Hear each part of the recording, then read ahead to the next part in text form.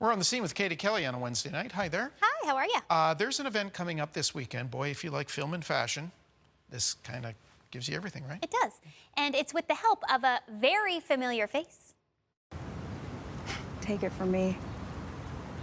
Guys like that don't change. She captured hearts as Sydney Shandon on Sullivan's Crossing. It's an incredible gift to be on such a special show that people resonate with and that warms people's hearts. But this weekend, actor and activist Lindura steps into a different spotlight. I think when it comes to sustainability, the most important thing to think about is just how connected we all are. Lindura is a passionate advocate for sustainable living. There are between 80 to 150 billion garments being produced every single year. And that's an insane amount. She co-founded Plastic Free Toronto, and now she's bringing that mission to Halifax, organizing a night of film and fashion at Carbon Arc Cinema. Is part documentary screening and part sustainable marketplace. When everything is concentrated on making profits, what you see is that human rights, the environment, workers' rights get lost. The film, The True Cost, explores the hidden impacts of fast fashion.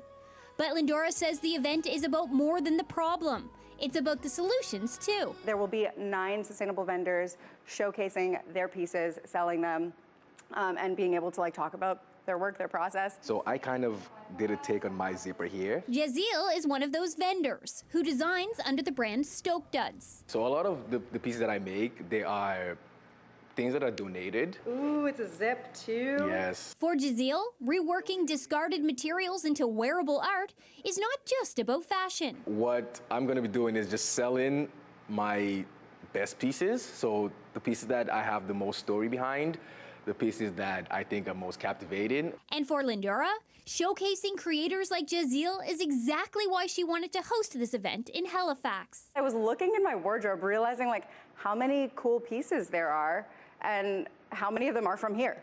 And I was like, wait a second.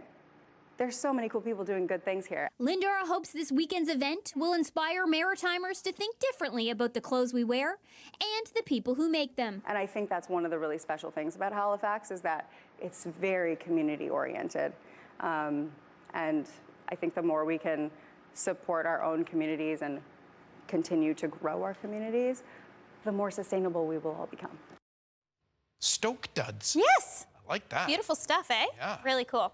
So the event is this Saturday, October the 4th at Carbon Arc Cinema with the Sustainable Fashion Marketplace opening at 5 o'clock, and then the documentary screening is at 6. And of course, don't forget that the first 3 seasons of Sullivan's Crossing are out now, and season 4 is currently in production. It certainly is. A lot of folks may not have heard of this. It came in late this afternoon. Jane Goodall has died. Yes, she has. So the Institute confirmed her death on Instagram today, saying Goodall died of natural causes.